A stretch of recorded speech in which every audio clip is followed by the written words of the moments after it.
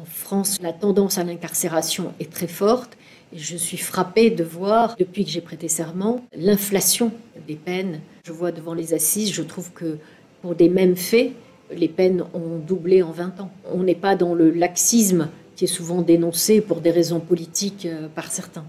On en est très très loin.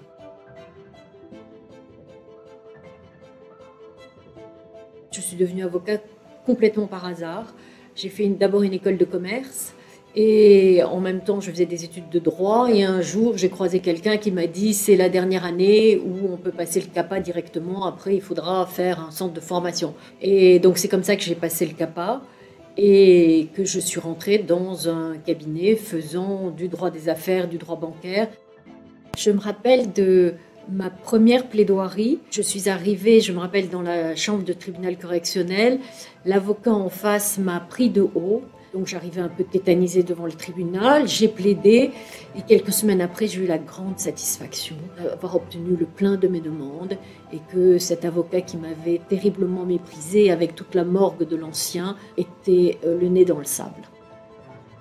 Les grands procès qui ont marqué ma carrière, je dirais ce qu'on a appelé à l'époque l'affaire Botton, qui a été un des plus gros dossiers qui mêlait à la fois le droit des affaires, le droit pénal, qui mettait en cause des politiques, des journalistes, des hommes d'affaires, et puis l'affaire Guy Georges, parce que la charge émotionnelle était très forte. C'est une affaire qui appelle beaucoup de questions dans la mesure où systématiquement ça appelle la question de l'indéfendable. Défendre quelqu'un qui reconnaît des faits aussi odieux qu'il soit, ça reste toujours un challenge parce que la question que tout le monde se pose, et l'avocat est là pour tenter d'apporter des réponses, c'est pourquoi, comment? Pourquoi, comment un individu bascule et commet de tels actes?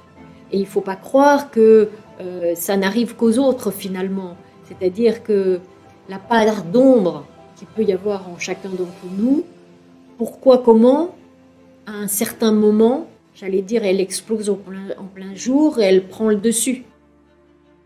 Un conseil à un jeune avocat qui débute, ça peut paraître présomptueux, mais je dirais, il faut y croire. Il ne faut pas se laisser impressionner.